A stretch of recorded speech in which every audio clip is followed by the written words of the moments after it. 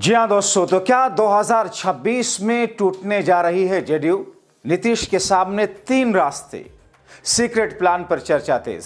स्वागत है आप सभी का। आप देख रहे हैं द राजनीति का विशेष सेगमेंट खबर और विश्लेषण। मैं हूं जब्बार खान। तो क्या एनडीए सरकार में मुख्यमंत्री की कुर्सी पर बैठे नीतीश कुमार के लिए नया साल कुछ संकट लाने वाला है? आखिर ये क्यों चर्चाएं चल रही हैं कि अगले कुछ महीनों में बिहार में बड़ा राजनीतिक भूचाल आएगा? क्योंकि दोस्तों, बिहार की राजनीति एक बार फिर से ऐसे चौराहे पर आ खड़ी हुई जहां चर्चा किसी चुनावी तारीख की नहीं बल्कि एक पूरे राजनीतिक दल के भविष्य की है। साल 2026 की शुरुआत के साथ ही बिहार के मुख्यमंत्री नीतीश कुमार और जनता दल यूनाइटेड को लेकर सबसे बड़ा सवाल खुलकर सामने आ चुका है। नीतीश कुमार के बाद जेडीयू कौन संभालेगा?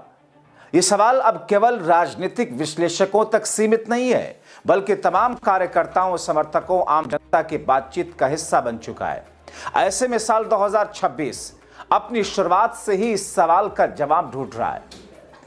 दोस्तों, नीतीश कुमार इस वक्त अपने राजनीतिक जीवन के 10वें कार्यकाल में है। 74 साल की उम्र पार कर चुके मुख्यमंत्री के स्वास्थ्य को लेकर भी कभी कभी अटकलें लगाई जाती रही। हालांकि वो अब भी सक्रिय रूप से राजनीति में है, लेकिन जेडीयू की सबसे बड़ी कमजोरी यही मानी जा रही है कि पार्टी आज भी पूरी तरह एक ही व्यक्ति पर निर्भर है। न कोई घोषित उत्तराधिकारी, न ही ऐसा संगठनात्मक ढांचा जो कि नेतृत्व परिवर्तन की स्थिति में पार्टी को संभाल सके। दोस्तों, राजनीतिक जानकारों के माने तो जनता दल यूनाइटेड शुरू से एक नेता केंद्रित पार्टी रही। पार्टी की पहचान, विचारधारा, रणनीति सब कुछ नीतीश कुमार के इर्द गिर्द ही घूमती रही। यही कारण है कि आज जब उत्तराधिकारी का सवाल खड़ा हुआ तो यह भविष्य की नहीं बल्कि वर्तमान की सबसे बड़ी राजनीतिक चुनौती बन चुका है। अगर नीतीश कुमार अचानक सक्रिय राजनीति से दूरी बनाते हैं तो जेडीयू के सामाजिक और चुनावी आधार पर सीधा प्रभाव पड़ेगा। दोस्तों, इसी अनिश्चितता के बीच मुख्यमंत्री के बेटे निशांत कुमार का भी नाम बार बार चर्चा का महत्वपूर्ण विषय बनता रहा। अब तक राजनीति से पूरी तरह दूर रहे निशांत न तो किसी चुनाव में उतरे, न ही पार्टी के संगठन में उनकी किसी प्रकार की कोई भूमिका रही। बावजूद इसके जेडीयू के अंदर और बाहर ये कयास तेज है कि भविष्य में उन्हें राजनीति में लाया जा सकता है। राजनीतिक सूत्रों की माने अगर ऐसा होता है तो यह अचानक नहीं बल्कि सॉफ्ट लॉन्च के माध्यम से होगा। पहले संगठनात्मक जिम्मेदारी, फिर किसी सदन की सदस्यता और उसके बाद नेतृत्व की भूमिका। मगर जेडीयू के सूत्र कहते हैं कि हमारे सारे नेता और विधायक एक सूत्र में बंधे हुए हैं। क्योंकि दोस्तों, जैसे ही अटकलें बिहार की राजनीति तेजी से लगने लगी और इस बात पर चर्चाओं के बाजार गर्म हुए कि क्या अगले कुछ महीनों में 2026 के साल के अंत तक जेडीयू बिखर जाएगी, जेडीयू टूट जाएगी। ऐसे में जेडीयू की इस खबर की भनक लगते ही जेडीयू के नेता सामने आते हैं और कहते हैं कि साहब, हमारे सारे के सारे नेता, सारे विधायक, सारे सांसद एकजुट हैं, इंटैक्ट हैं, मजबूती के साथ हैं। दूसरी पार्टी के नेता हमारे संपर्क में, यानी कि एक बात को स्टैब्लिश करने के साथ साथ नीतीश कुमार की पार्टी के नेता एक और लाइन फेंक देते हैं कि साहब, जेडीयू इंटैक्ट है, जेडीयू में आने के लिए दूसरी पार्टियों के नेता, विधायक हमारे संपर्क में। हालांकि दोस्तों, अब इस बीच में एक और एंगल आपको बता देते हैं। आरजेडी ने एक तड़का लगा दिया। मतलब जहां बीजेपी और जेडीयू आरजेडी के 25 विधायकों के टूटने के हाल में ही दम भर रहे थे, तो राष्ट्रीय जनता दल ने सत्ता पक्ष के 65 विधायकों को अपने पक्ष में आने की हुंकार भर दी। आरजेडी ने हाल में, जैसा कि आपने देखा, हमने बताया था कि उपेंद्र कुशवाहा की पार्टी राष्ट्रीय लोक मोर्चा आरएलएम में मचे घमासान को सीएम नीतीश कुमार की कुर्सी से जोड़ दिया। आरजेडी प्रवक्ता मृत्युंजय तिवारी के बयान, जिसमें उन्होंने बयान जारी करके कहा कि आरएलएम का सारा खेल सीएम की कुर्सी हटाने का है।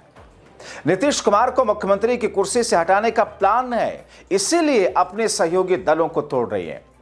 उपेंद्र कुशवाहा की पार्टी के तीनों विधायकों को तोड़ा जा रहा है। यह आरजेडी का दावा नहीं बल्कि दोस्तों, उपेंद्र कुशवाहा के पार्टी के बीच में जिस तरीके की खलबली आज से नहीं है। जिस दिन नीतीश कुमार ने शपथ ग्रहण का ऐलान किया था कि शपथ ग्रहण होने जा रहा, और उसके बाद ही उपेंद्र कुशवाहा का एक फैसला कि वो अपने बेटे को मंत्री बता रहे हैं। उसी दिन से उनके पार्टी के विधायकों में सिर्फ असंतोष नहीं है, बल्कि आपस में इस किस्म की सिरफुटबॉल वाली स्थिति मच गई जिसे वो अब तक शांत नहीं कर पाए। उपेंद्र कुशवाहा की पार्टी के तीनों विधायक को तोड़ा जा रहा है। ये दिख रहा है कि जिस तरीके से बीजेपी खेल रही, कह रहे आरजेडी वाले कि बहुत जल्द ये देखेगा कि नीतीश कुमार को कुर्सी से बेदखल करके अपना मुख्यमंत्री बीजेपी बना देगी। और इसके लिए वो कहते हैं कि इसका प्लान पूरी तरह तैयार है, अपने सभी सहयोगी दलों को तोड़ेगी। हालांकि इधर आरएलएम के प्रवक्ता राम कुमार सिन्हा ने तीनों विधायकों के पार्टी के प्रति समर्पित होने का दावा किया। कुशवाहा के आवास पर लिट्टी चोखा भोज जो बीते दिनों हुआ, उसमें तीनों विधायकों के नहीं आने का कारण कैसे उसे व्यक्तिगत बना करके मामले को लीपापोती के तौर पर ले जाने की कोशिश की गई। दरअसल दोस्तों, राष्ट्रीय लोक मोर्चा के 3 विधायकों की नाराजगी की बात सामने आ रही है। कुशवाहा के बेटे दीपक प्रकाश को मंत्री बनाए जाने से विधायकों में मोर्चा विधायकों ने खोल दिया, आपने लगातार देखा। और इसी में उनकी मुलाकात बीते दिनों बीजेपी के राष्ट्रीय कार्यकारी अध्यक्ष नितिन नवीन से होने की तस्वीरें जब वायरल हुई तो वो घटना आग में घी डालने का काम करते हुए देखी। इस बीच विधायक सुधांशु शेखर, कौन है ये सुधांशु शेखर जिनको नीतीश ने इनाम दे दिया? इसकी जो जड़ें हैं वो काफी पीछे से जुड़ी हैं। कहा जा रहा है कि एक समय में इन्होंने ही एनडीए सरकार को गिरने से बचा लिया था। दरअसल ये कहानी ज्यादा पुरानी नहीं, सिर्फ 2 साल पहले की है, तब की जब नए नए बने इंडिया गठबंधन से नीतीश ने नाता तोड़ा था और फिर से एनडीए के साथ सरकार बनाने का ऐलान कर दिया था। 12 फरवरी 2024 को सीएम नीतीश कुमार को एनडीए के साथ विधानसभा में बहुमत सिद्ध करना था, लेकिन तभी कुछ ऐसी चर्चा सामने आई थी जो पुष्ट तो नहीं हुई लेकिन बिल्कुल सच थी। जेडीयू और बीजेपी के कुछ विधायकों को महागठबंधन ने करीब करीब तोड़ लिया था और यह खबर सामने आते ही सियासी गलियारों में हलचल मच गई थी। नीतीश कुमार के लिए यह बात बेहद चौंकाने वाली थी और इसी बीच खबर यह आई थी कि परबत्ता के तत्कालीन विधायक डॉक्टर संजीव कुमार को नवादा में पुलिस ने रोक लिया। इसके बाद वो पटना लाए गए। इतना साफ हो गया था कि पाला बदलने वाले विधायकों में डॉक्टर संजीव भी शामिल थे। यही नहीं, पूर्णिया के रुपौली से तत्कालीन जदयू विधायक बीमा भारती भी पाला बदलने वालों की लिस्ट में थी। हालांकि बाद में नैतिकता के डर से सभी बागी विधायक विधानसभा पहुंचे और अपनी पार्टी यानी कि एनडीए खेमे को समर्थन दिया। और इसके बाद 14 फरवरी को पटना में एक एफआईआर दर्ज कराई गई। एफआईआर हर लाठी के विधायक सुधांशु शेखर ने दर्ज कराई थी। वो नीतीश कुमार की टीम के युवा विधायकों में से एक हैं। इस एफआईआर में उन्होंने चौंकाने वाली बात लिखी। उन्होंने पुलिस को बताया था कि महागठबंधन में शामिल होने के लिए किसी और ने नहीं बल्कि उनकी पार्टी के ही एक विधायक ने उन्हें ऑफर दिलवाया था। वो भी 1 या 2 नहीं बल्कि पूरे 5 करोड़। बड़ी बात यह थी कि अगर बागी विधायक पाला बदल लेते तो एनडीए की सरकार गिरने तय थी, लेकिन ऐसा हुआ नहीं। जाहिर तौर पर उन तमाम चीजों की स्थितियों परिस्थितियों को देख करके नीतीश कुमार ने उनको उसके लिए इनाम भी दिया। लेकिन दोस्तों, जिस तरीके की अटकलें लग रही हैं, दरअसल इसके पीछे कि जेडीयू टूट जाएगी। कहा यह जा रहा है कि नीतीश कुमार के बाद कौन, दरअसल अभी सेकंड नंबर के लीडर तैयार नहीं हुए, या नीतीश कुमार ने अपनी पार्टी के उत्तराधिकारी के लिए कोई लाइन ऑफ एक्शन या कोई प्लान तैयार नहीं किया। ऐसे में अगर नीतीश कुमार सत्ता से हटते हैं या नीतीश कुमार की तबीयत और बिगड़ती है या नीतीश कुमार को मुख्यमंत्री की कुर्सी से हटाकर किसी और दूसरी जगह फिट करती है बीजेपी, तो फिर जेडीयू का होगा क्या? जेडीयू संभालेगा क्या? क्योंकि अटकलें तो बहुत पहले से चल रही हैं कि जेडीयू कभी भी भारतीय जनता पार्टी का ऑपरेशन लोटस जेडीयू को कभी भी तोड़ सकता है।